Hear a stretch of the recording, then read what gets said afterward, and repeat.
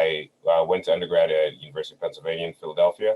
So spent 4 years and currently am back in Long Island, but I moved to the U.S. in 2010 from Cameroon in Central Africa. So I've been here for about, now 11 years, and time seems to just be flying by. So I do remember when I was first creating my resume and LinkedIn profile, even though it feels like a while ago. I think, sometimes when you look back at it seems so long ago, but it also seems so short ago. So definitely happy to jump into it. But before I start, I just wanted to make sure, if I understand the group that I'm speaking with, there's anyone, or you can way to have a raise of hand on Zoom, but anyone currently have a resume or started working on a resume already? Yeah, I'm seeing hands raised. Awesome. That is great. Okay, perfect. I'm seeing the emojis as well. Love it, love it. So that's great to definitely see. What I was going to do is actually share my resume when I was in high school and when I was first building it. And I think, that was kind of a good building block to just talk through the templates. And again, feel free to interrupt me throughout the session if you have any single questions. I'm happy to answer. There's not one of the things that I would say, it's a very flexible way, right? There's not one particular standout way. So if you have any questions, any things that you want to challenge or raise up, please feel free to do that. So I will share my screen now. Let me know if you're able to see it.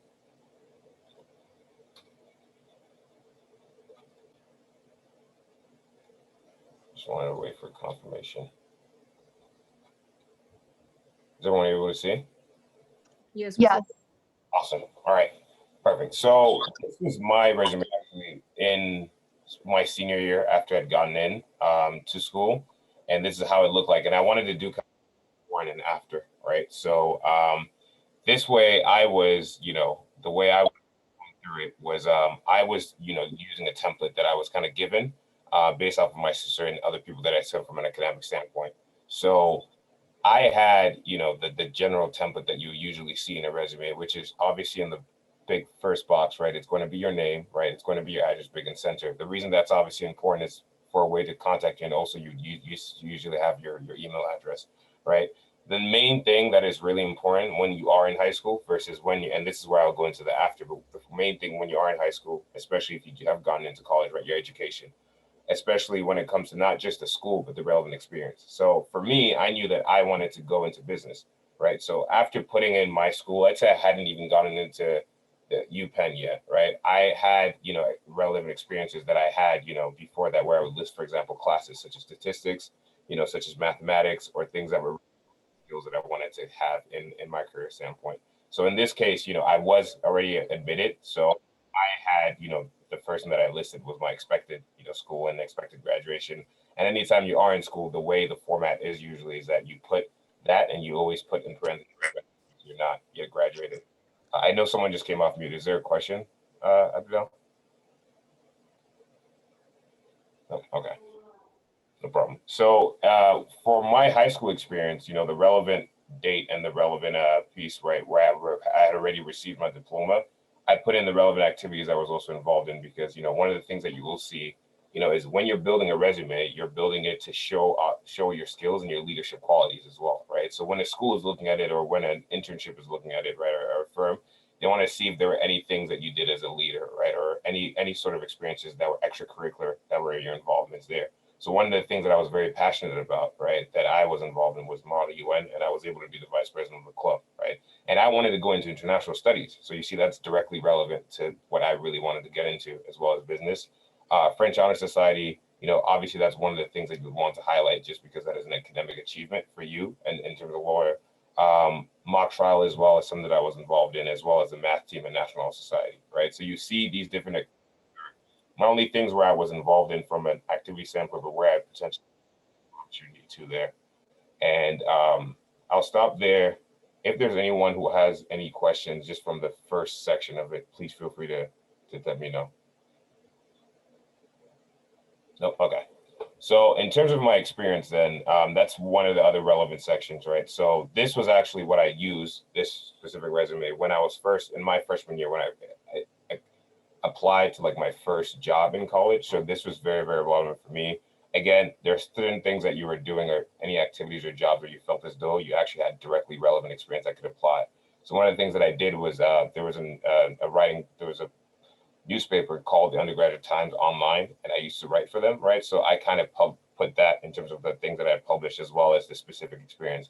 I think one of the things that you want to realize here is the the term that you want to use is active verbs, right? Where you're actually describing your experience, but it makes it seem as though you are making impact, right? So instead of saying I was involved or I was doing, what did you actually do, which was engaged, right? So mentioning anything that's very specific, such as the article that I was writing, right, which was one of the things that was recurring was this month in 10 events, as well as other projects that were specific to that specific period. So as a writer, I felt that it was important for me to bring that up.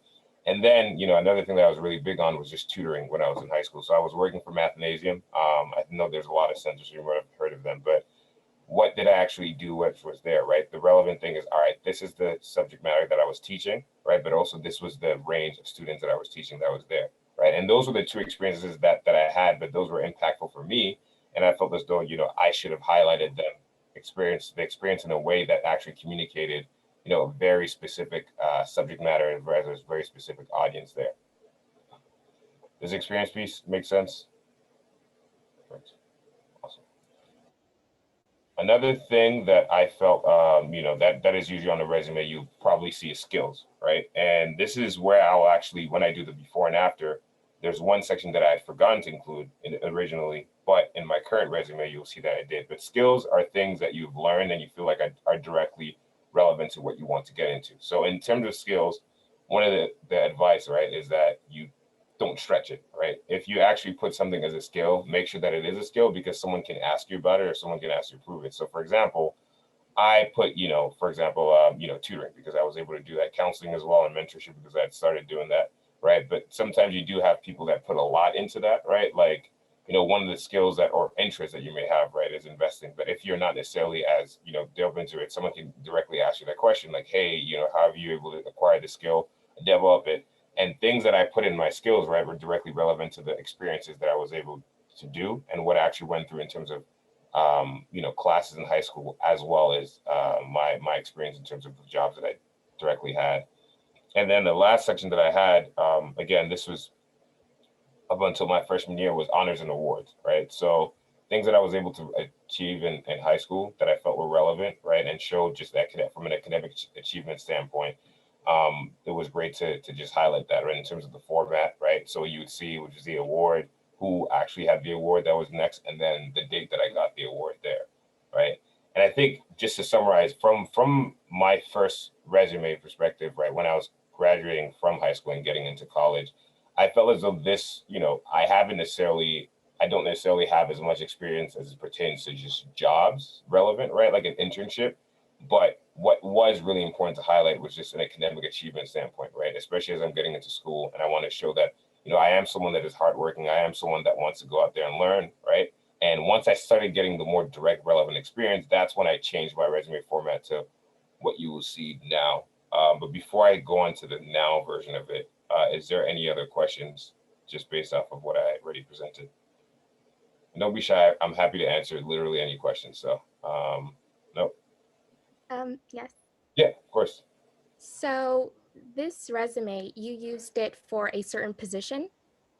Yeah, so I used it for just this was my general resume. So up until my freshman year of college, pretty much this was the general resume that I had, and I used it to apply for whatever you that. But that is a good question. It is very important to sometimes tailor your resume, and what you will see is in resumes actually in this standpoint. People will sometimes put objective, and that objective will be very specific and tailored to where you want to apply. Right. So let's say I want to apply to a role of a statistician or something in math, right? That is objective that I'll be able to say and put there, right? And you see that the templates actually for people, my friends who are in the media industry, the resumes are completely different. They do not look like this, right? They're actually a lot more colorful, more vibrant, but that's where they're going into. But this one at first was like my first resume that I was building. So it's generally where I was in the standpoint. That's why I thought it was important to just show this and then show kind of how it goes into it. Usually your experience starts tailoring your resume, right? So let's say you want to get into finance or get into business. As you get more and more internships and experiences there, your resume would then start looking like, okay, this is someone who went into finance, has interned at a bank, right? And where you have that. But for me, obviously, I didn't have the experience to be going into business, even though I wanted to do that. So that's why I felt as though this was just a general one there. Thank you. No problem. Any other questions? All right. So in terms of just the now, right? So this is now, by now I literally mean this is what my current CV and resume looks like. But even after my first internship, or my first 2 internships actually changed, and you'll see that they are listed there, right? So the beginning pretty much doesn't necessarily change, right? In terms of name, address, number, email, right? Because that's important to contact. But you'll see one of the things that is here, right? My experience is actually listed before my education, right? Because at some point, once you start working, right, and while you're still in college, your education is actually still the most important thing. That's what you should prioritize. But for me now, as a professional, right, I want to highlight the various experiences that I've had and what I've been able to learn from them, right? So my current job is obviously listed first, right? But then afterwards, what I have listed is my various internships. So I was able to intern 3 times with the firm. So that's where you see the 3 summer internships that are listed here, and in chronological order. So the first one. Sorry to interrupt you. Is it me or I just can't see your new resume? Oh, you can't. Oh, No, I don't see it as well. I only see the original one you first started with. Are you able to see it now? Yeah, now I can see it. Okay, perfect. Sorry about that. I think maybe it's because I shared just one window instead of the other one. All right, so like I was saying, in this case, I put my experience first, and I listed it, in chronological order. So my internships were listed last, right, in terms of my first one up until what I'm currently doing. But the reason is right now, after working, almost 2.5 years now, right, I want to make sure that I do have the experience listed so that I'm able to show that, right? My education is still going to be listed there, but what I was able to actually achieve and where I'm going to, and Ashanti, to your question, right, now you're able to see that this resume is tailored to someone who is working in business, working in finance, right? And that's how, when you start seeing that. Throughout college, though, still my education was still listed first, because that's usually the first thing if you're interning or applying for an internship. That's the first thing they're going to be looking at, right? Is what class are you taking? What school are you going to? Those types of questions that you're asked. But right now, after having worked for 2.5 years, I feel as though, that's what people usually do, is list their experiences. And again, when I was talking to about, active verbs, right? So generate is something that's active, right? Where you're actually able to see and feel what the person is working on, is able to do, right? So you want to be as specific as possible in your descriptions, right? So if you're working on a project, right, that is client-based, that project ends up being able to contribute, X amount of revenue, right? It's, contribute to a product that generated that amount of revenue for a client that is this large, right? So I currently, for example, I am the client executive for a couple of clients. So you see me actually list out, the size of the clients there, right? And assets under custody and what my role is. So that, the person, because the more specific it is, the more specific the questions can also be, right? So then when someone is looking at that resume, they have a better idea and they can ask more pointed questions instead of more open questions, in terms of what you're actually working on there. Again, similar format in terms of just the job, the location. I think it's very important to put that, obviously your title, as well as where, when you held those titles and responsibilities. I will stop there. Are there any other questions just in terms of, how it looks now and the difference between this and what I presented before? I do have one. Yeah, no problem. So you have listed it in a point format, while my my CV is listed as a paragraph format. How does it differ? Sorry, I couldn't hear you well. You said I listed in a. So your points under each company is listed in a, like, pointer format. Yes. So it's pointers. So what's the difference between pointers and a paragraph? Got you. Okay. Yeah, no, I think I've seen both. What I like with bullet points is that they sometimes have to be more succinct, right? So when you're reading it, you can go visually, right? You can go from one point to one point to one point. I've also seen paragraphs, especially for, like, I have a friend who's going to med school, right? So the research and things like that are very difficult to describe, right, in bullet points, right? And I was actually just reviewing his resume the other day, but he has like paragraphs listed, right? So I think it depends on the format, but what you want to get at, though, is you want to make sure that there are things that you could be remembering, right?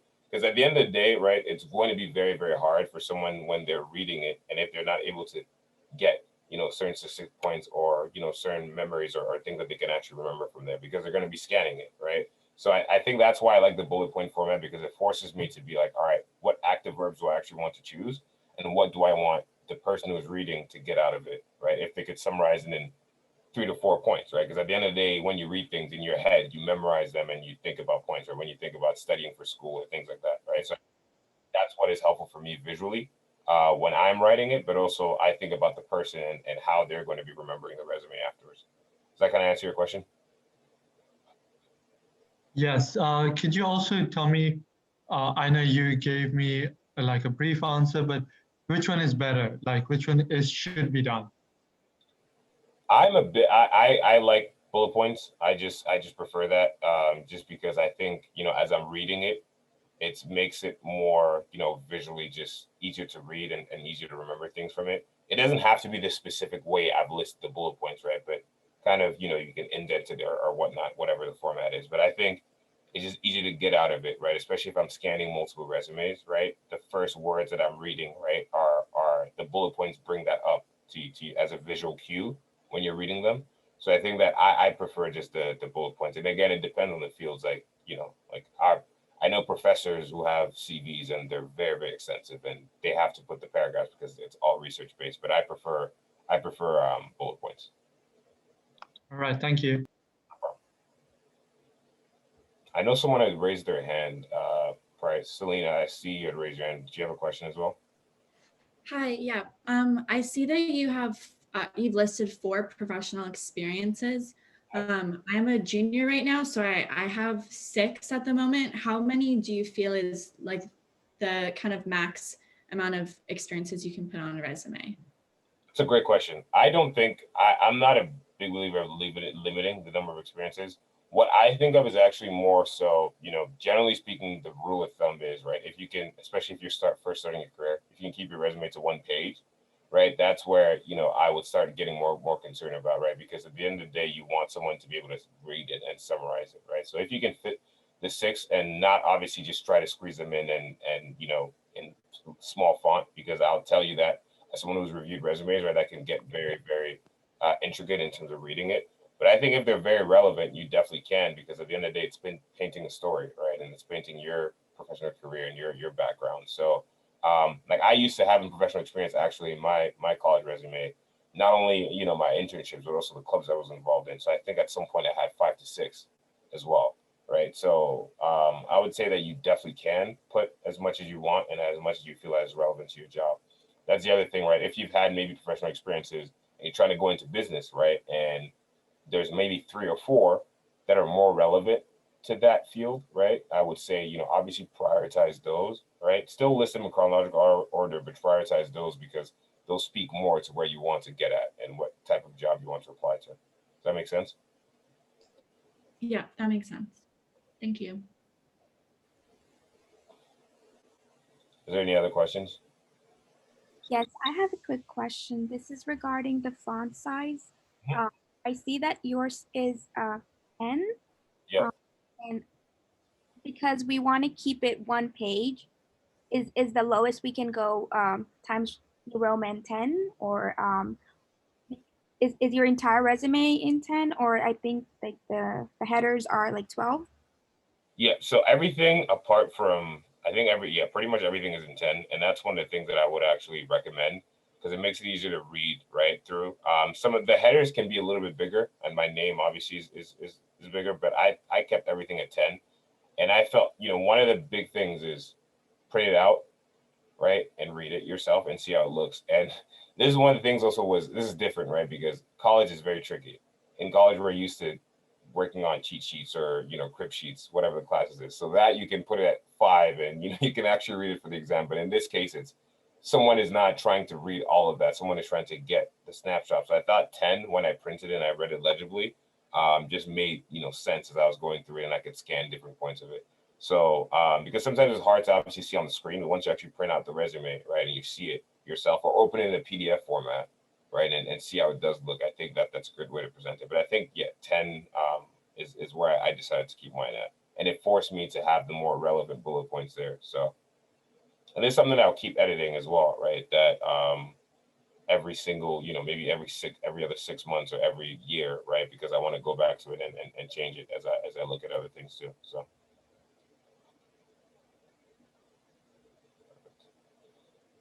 All right. So in terms of the next thing, education, this one is much more simpler because I'm not listing out the classes here, obviously, because I've been working for 2.5 years, but at least if there's any honors that I graduated with, right, that's where I listed, my degree, the honors themselves, and then when I did graduate or when I received them, right? And, that's usually what I've seen being listed as well, unless there's, other sort of academic achievements that you would want to highlight from an education perspective. Skills, here, one thing that is obviously different is that the skills are going to be more relevant to my job, right? So you're going to see consumer relations, relationship management, customer fund services, but then my licenses as well. So as part of my work, I had to get, FINRA CEDAR 67 and 63. That's something that I listed under that template because it does miss. And then languages too, if you have any other competencies in that sense, I think, makes it very interesting there. In terms of just the additional experience that I may have, right, is, anything else that I'd worked on before that I felt as though were, relevant to, my leadership potential in there too.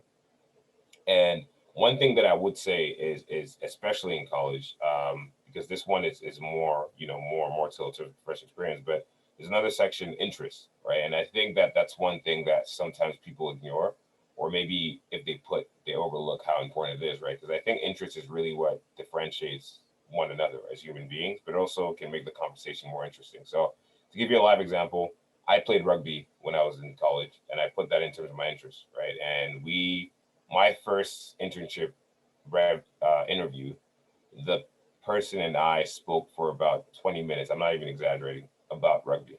And just, because he played as well, and he was just talking to me about that and, what he got out of it and how he felt that it was a great sport. So I think interest in those other types of extracurricular activities, especially when you're in college, can get really, really interesting. Another one that I put was there was a book that I read that was in French. And I remember when I was working, I sent that to someone because they were just asking, about, or sorry, I was interning. They just wanted to know more about me. And obviously resume is one of the first ways they do. And they asked me about the book because they spoke French and we were just talking about that, right? So I think it makes it easier for people to see the real you, right? To connect, because obviously your professional experience is one thing, but who you are outside of work, I think, is another thing, right? And I think that when you are putting interest, being very careful, right? If you're just putting like stocks, right, it becomes also tricky because somebody could just ask you, very, very open-ended questions. But, one of the things that I'm big on now is like running or, cooking and things like that too. You can feel free to add those things because they differentiate you from another applicant and make your experience also feel unique and tailored there. I have a question. Yep. Isn't listing interest on your resume makes your reader take you away from your professional development? I wouldn't think so, actually, because your professional development does say one thing, but at the end of the day, right, if you're assessing someone from a job, you are obviously assessing their criteria in terms of a contributor from what they can bring as an experience, but you also want to assess them as a person, right? Because at the end of the day, when you're working with somebody, you're working with the full person, right? It's not just about what they're bringing, in terms of, oh, these are the competencies, but what are their interests and who do I highlight as a person, right? And in terms of a human being, there's something called the self-similarity principle, right? So if there's things that you find in someone that you like that are outside of their job criteria, right, and they're very, unique, that actually helps you highlight or bring into perspective the professional experience, because it's like, all right, not only are they, good at their job and great at what they're doing, but they're also interested in X, Y, Z, right? And that makes you then unique in that sense. And usually it's on the bottom. I mean, your professional experience takes up most of the resume, so it's not going to draw away from the attention, right? So no, I don't think so. I think based off of my experience personally, it hasn't really done that, and no one has thought that way. So In terms of research, would we put that under additional experiences and interest would be above that or below that? you're talking about actual, research that you have worked on, right? Yeah, like I've kind of volunteered with the professor. Yeah, so and this is, are you kind of, because I was just looking at my friend's resume, it was like I was saying, who's going to med school. Is it like a publication or something that has been going out? Well, it was on like neuropsychology. So I was in that in the lab doing the, yeah, basically setting up for the research and also sometimes clearing data and stuff. Okay, yeah, that would go under experience. The reason I was asking about if there was a paper that was published is because that's actually a separate other section. So publications and presentations go under that. And if there was something that was published that had your name on it, right, there's actually a separate like section in your resume that you could create for that. But if it was just an experience that you were helping in the lab, yeah, that would go under your experience there, right? Your professional experience, like what you were able to contribute from a lab perspective, right? You know, what your task and duties were, and then talk about also what the research was able to achieve. Because I think that's very important, right? The impact that it had. So That sounds good. Thank you. And I see that you doubled major. So am I. I'm doing psychology and economics. So I would list them one at a time. Like one of them is like Bachelor of Arts in economics and BS in psychology, like just like you did. yeah, I mean, I got two separate degrees, right? So I thought that, to be fair to you know, for me, I felt it was important to list both of them, just given that, you know, and if you are getting two different degrees, in my, you know, prior to this, when I was still in college, I actually still listed both like as an expected, because, you know, at the end of the day, I am going to get, it's not just like a coordinated program, I'm actually getting two separate degrees. So I felt that's why I listed both, because there's not one degree that I got, you know, two individual ones. So um, if you get two individual separate degrees, I think it's fair to list both of them. Okay, thank you.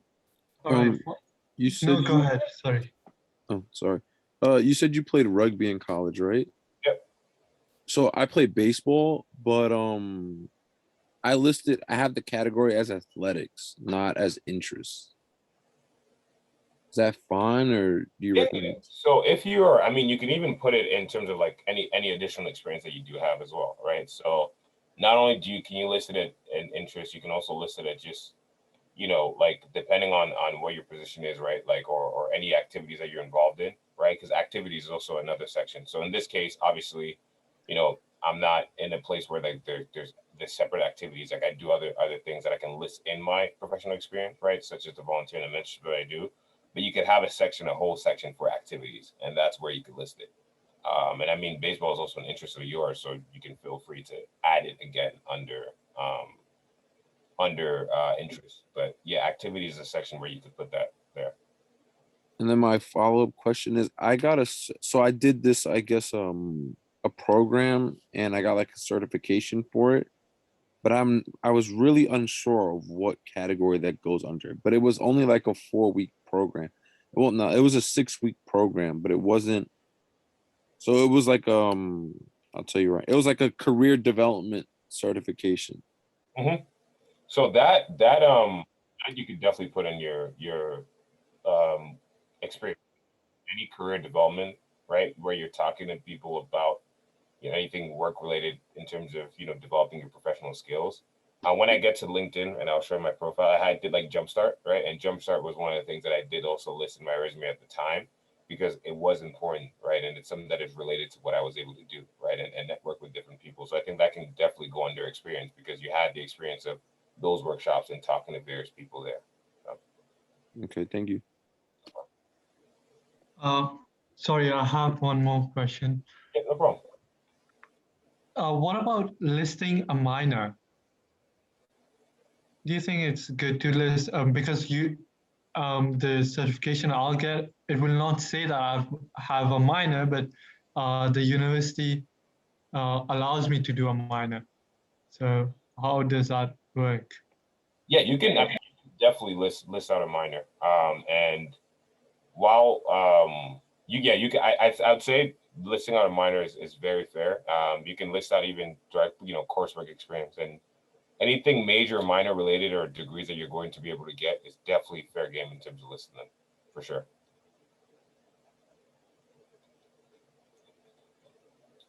I will actually, well, sorry, because that gives me an experience. So while I'm loading up actually the specific resume that I had in college, I felt maybe that would be best to have it there. But able to take also any other questions you may have while I'm doing that. Let's say you get promoted within the same company. How would you, that would just be a separate experience because, right, like you would list the company again, then you would list your position, what you did for that role, but would it be under the same company? Yeah, so for me, for example, right, I got promoted this year, right? And I think that for me and my resume, I still kept it under the same experience, given that that is my current position at the company, right? So that's why I really like LinkedIn, because LinkedIn shows that, right? When you're able to see someone, but on resumes, you might see people you can actually list that out, right? There's a way for you to be able to see and list on the promotion. I would say you can either list them the same for position now and talk about that, right? And talk about your promotion, or you can do the two separate experiences. But for me, I just kept it the same way, given that I was able to, do that there. Yeah, for me, it's like completely different. It's a completely different position that requires different skills. So I decided to do two different ones. Yeah, that's completely fair then. And then if they're different skills and they're not, because for me, I'm on the same team. I have an extension, right, of my perspective and expansion of my activities, but it's pretty much similar skills that I'm using. So that's why I kept it the same. But if there's completely different skills and you're responsible for different activities, fair game, you should list it differently. So this was actually my last resume when I was back in college, right? So you would see that, again, like I said before, education is listed first, right? And I do have, I did still put both bachelors that I was going to be getting, right? And then it's important where there's candidate when you're able to get it, right? Because you're expecting to get that. In here, I also listed my relevant coursework, right? Given that I was trying to get into business, right? And it goes back to the earlier question that I got from you, right, Ashanti, right? The reason I chose these, I obviously took way more classes than that, but the reason I chose these is because they were very business oriented, right? Like capital market, business statistics, financial markets, things like that. And so I probably should have had this before because I think this is most relevant to you. I studied abroad as well. I think that's something that is obviously different. That makes your interest and your experience very unique, right? So I added that because that's fair game for my explication. Obviously for high school, I just listed that, but didn't really expand on it. Differently there. Work and leadership experience, right? I heard about different activities here. Obviously, my current job wasn't listed, but you'll see I had, more than 5 or 6, right, from the earlier question that I did list.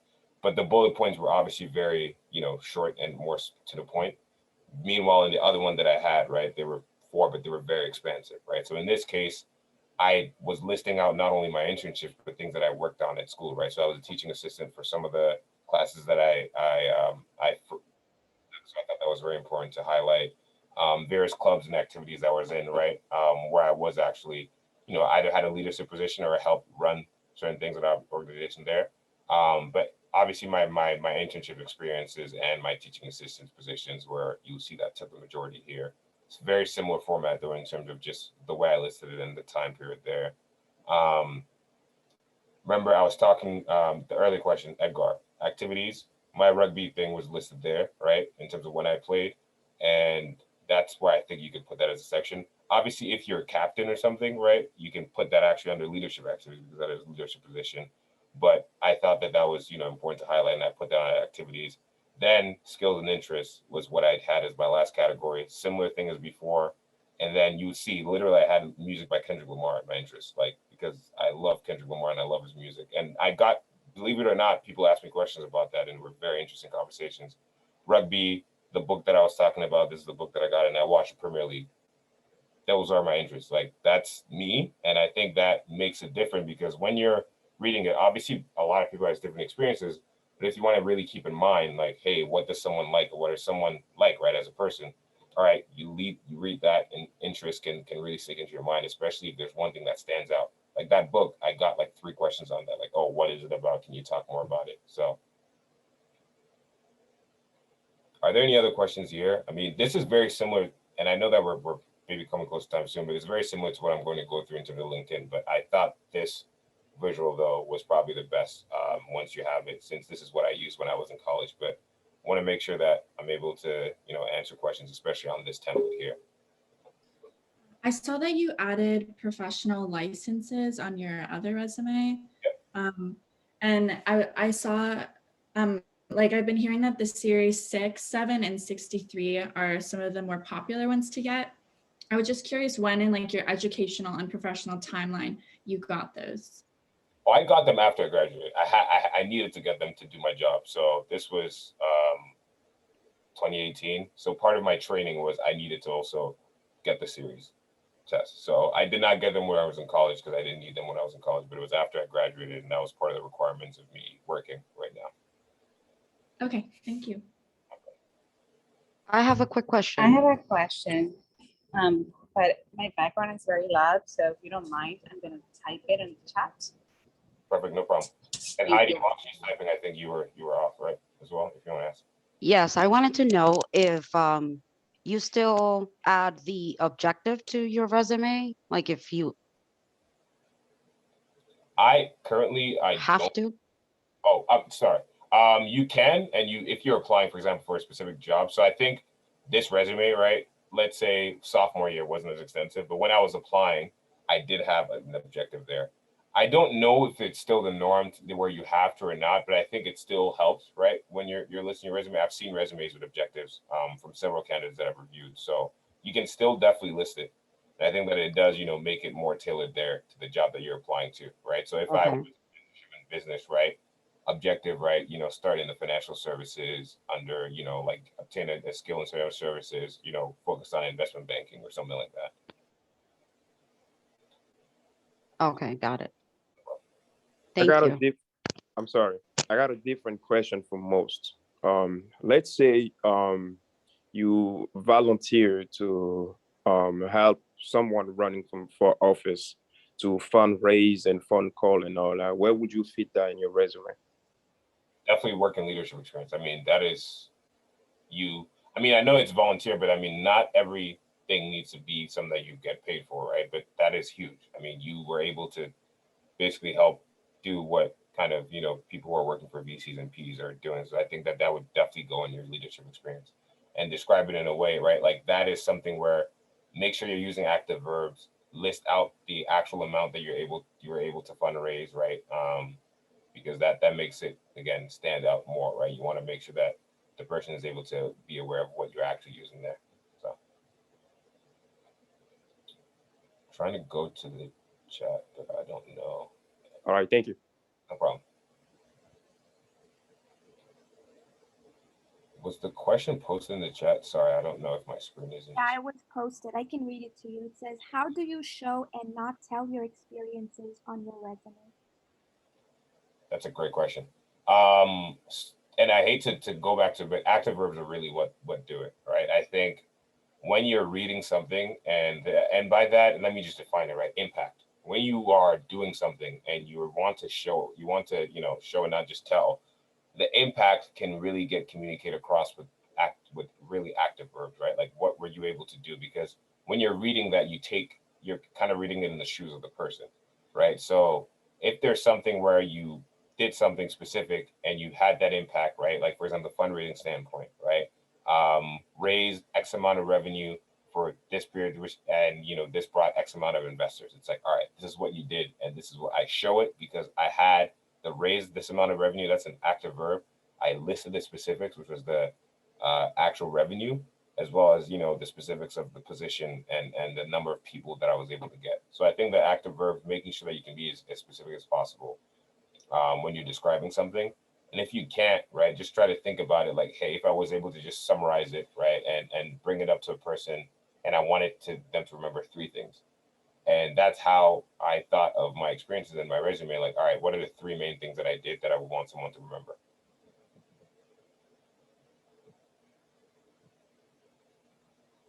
Are there any other questions? Okay, perfect. So this was, actually now I can't see the chat.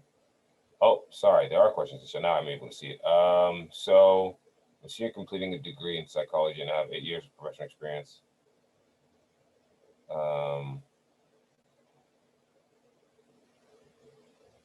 Okay, so in terms of using the job description to connect your transferable skills, right? And you want to actually make that switch. If there are any pieces of your work, and I think that's a very good question. If there's any piece of your work that you ever felt as though, you were speaking or as talking to anything that was legal related. So in my job, for example, as a salesperson, right, I've been communicating with multiple people in the legal organization, right? And Kendrick could probably like attest to that, right?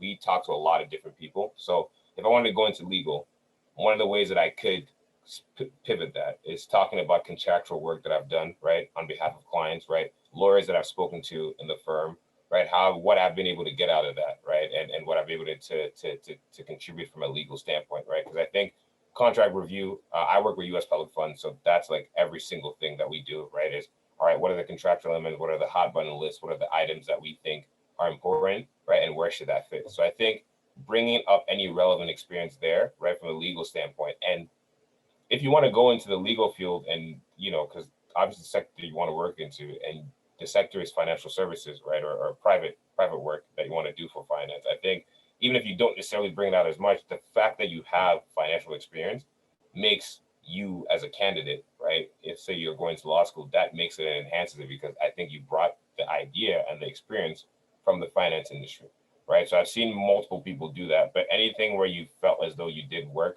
right, with someone who's a lawyer or, contractual element work, or you did on behalf of clients, is very relevant to bring up. But I'd say again, if you're, you wanted to go into legal work for finance, right, or for, work in a corporate law job, I think that experience in financial services in of itself is already enough to talk on the fact that you have that experience there that you can bring into the work. Okay, yeah, and you said I did audits at the retail level, then that's perfect. I mean, that's something that is very relevant and it shows, the skills that you're able to bring into the legal standpoint there. Perfect.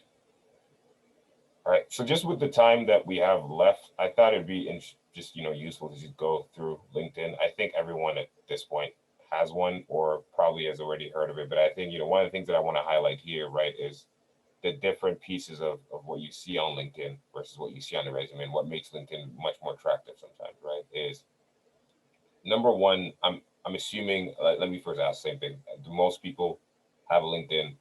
If you don't, definitely set it up. Very, very important. Perfect. All right, I see most people now.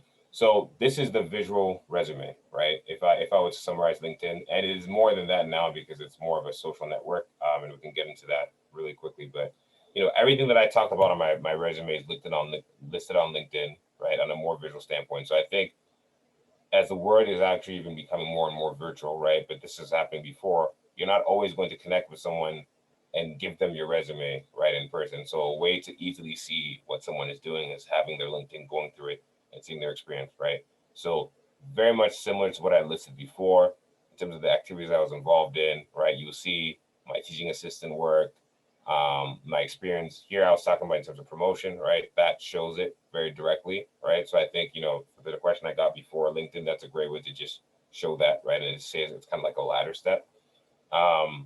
When we were talking about, the 6-week experience that you brought up, right, before as a question, I listed it out there too, and that's part of something that I thought was experience because it was something that I worked on and where I was able to get professional experience, meet with various companies and learn, the skills that were necessary for the job that I have now. Even, another program that I did, you see listed there, in terms of the Blackstone Diverse Leaders Program, right? It was a couple of day program where it gave us experience more on the private equity standpoint and helped us work with various leaders there.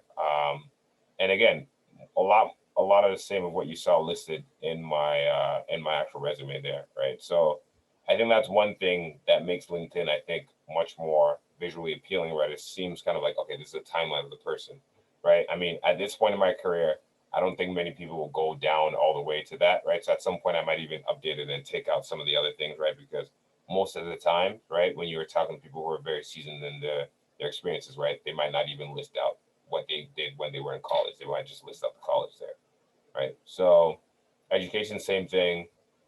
Similar thing as I listed, I put both degrees, the honors that I got. I also saw my study abroad and then my high school, right, where I did go to.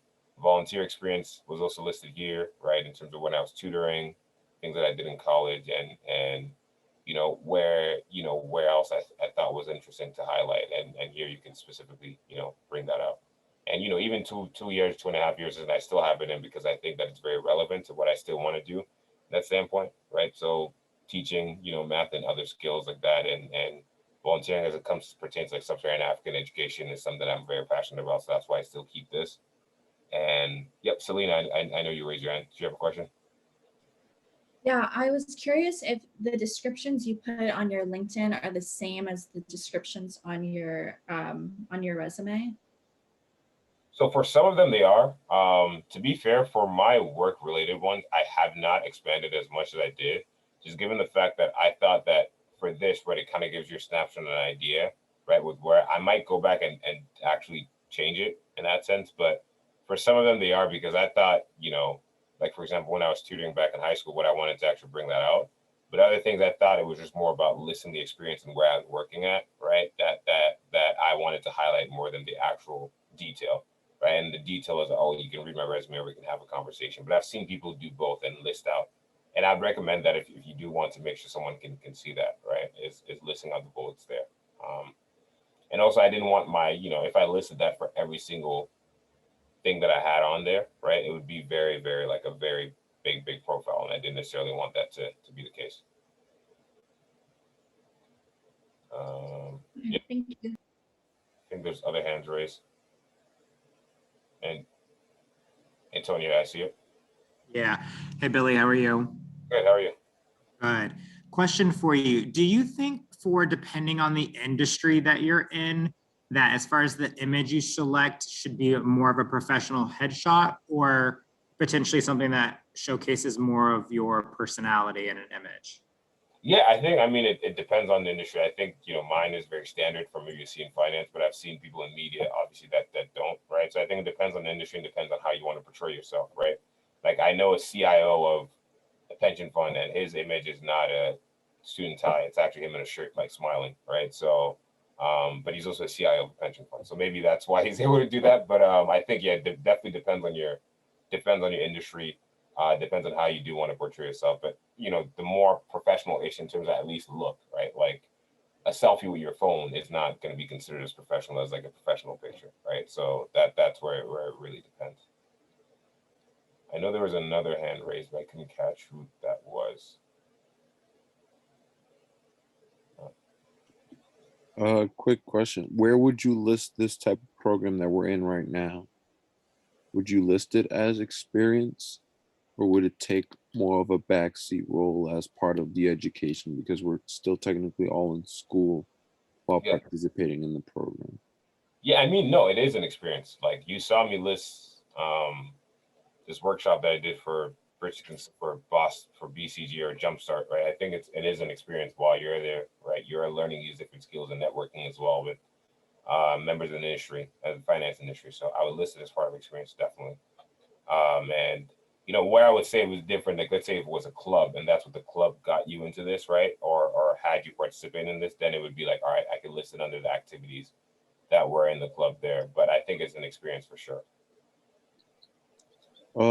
Ashif, real quickly, I don't know if you have any specific blurbs for this program that we could use, but if you do, that would be very helpful. That way, like usually when we list out our experiences, we try to pick out the highlights and especially the points that we want other people to know. But if this mentorship program has any specific already pre-written like descriptions or blurbs that we can use, please let us know, because I think that would be really helpful to insert in my resume and put on my LinkedIn as well. Definitely. That's a great point. That's a great task. Yeah, the only other thing I want to highlight is the skills and endorsements and things like that you've seen, similar to what I've put on my resume, or sometimes LinkedIn allows it to be more, and you'll see that people can endorse you, right? People who do know you for those skills could actually go and endorse and just make the things that they've seen you do get highlighted as much. Accomplishments, those are actually linked to the specifics, where you were. So like the courses that I took that I wanted to list, if you go through them, it will actually list them and link them back to either if I was in college or in high school. In this case, all of them would be college there. And then, interests here, it's very different because the interests are actually things that you're following on LinkedIn. But yeah, I saw a hand raised. Yes, hi. My question is, I don't know what they're called. They're like, are they reviews from other people that you have worked with or your professors? My thing is, how would like, how would I ask one to give me that sort of review? Or is it just voluntarily people do it? Because I don't have any. Yeah, I mean, sometimes it is voluntarily. Other times you can ask if you want to put on LinkedIn. But if I go on to some other people's profile, you see endorsements from people that are like just giving them like a review or things like, hey, this person, you know, is a very accountable person and things like that. I think I've seen it being. I don't know if those people have done it voluntarily or there's an ask, but yeah, that is something that I've seen being listed on LinkedIn a lot, actually, a lot more than you think. So it's something that you can ask, and it does show up. Like I think it will show up actually very more the very beginning of it, where you can actually go. And this is my profile, so you're not able to see it, but you can go into the profile, and one of the first things that you would see is the endorsements that the person has gotten from that standpoint. Just go into the chat real quick. Oh, perfect. Awesome. Any other specific questions on LinkedIn? Do you have any advice about getting started on the little like about me section at the top? Yeah, I mean, I did it as soon as I like started in school. So I have the same one pretty much. I think I edited a couple of things, but I think you can do it now if there's things that you want to highlight. Like it very much depends, right? If you want to make them more personal or say, hey, you know, Billy is a proven professional, finance professional who has done X, Y, Z. Like I've seen multiple templates, but you can do it now because that's something that also makes you stand out. I think that that is like a type of interest in the resume, right? Where it's like, all right, who are you as a person? What is your story? Where do you get that? Get out of there. So I think you can definitely start that now. I did mine. This was done when I think my freshman year, my sophomore year. So yeah. Mohammed, I see you. You're high reserves as well. Oh, sorry, Selena, you weren't done though. My bad. I don't know that. Oh no, I was done. I was just gonna say thank you. Oh, no problem. All right. How do you think as students should connect to recruiters to our desired companies that we would like to work in on LinkedIn? Yeah, I mean, you can reach out to them on LinkedIn. That's the beauty of LinkedIn. It's become kind of like a social platform. I think if you also know you have connections in the company that you already know and you want them to just send you, right, their names, right, you can recruit there, you can connect there. But LinkedIn is a great one to just connect with recruiters. I mean, not even that. I think in my work too, right? Like my manager reached out to a prospective client on LinkedIn and like messaged them, and then we got a meeting with them on Friday, last Friday. So LinkedIn is a great way for that to happen, and that's where you see it becomes kind of like what Facebook used to be, right? Where you can reach out to, but obviously it's more professional in that standpoint there. So I think from that end too, right? Like one of the key messages there is because it is kind of like a social media platform as well, right? Make sure you are very, you know, informed of what you are posting on there, what you are resharing and things like that, because it does show on whoever you're following, right? And that's the one thing that can be very, very interesting is you know, you can get to know somebody, but I think given that you've seen more and more posts and more things, especially in the environment that you currently live on, right? It's making sure that you are, you know, very careful with what you are posting, what you are resharing. I think your profile specifically is fine. I just mean in terms of like the actual social media like aspect of it, and that goes for all social media, right? Because that can be traced back to you as you're going to applying, and those are things that people are checking as well. So.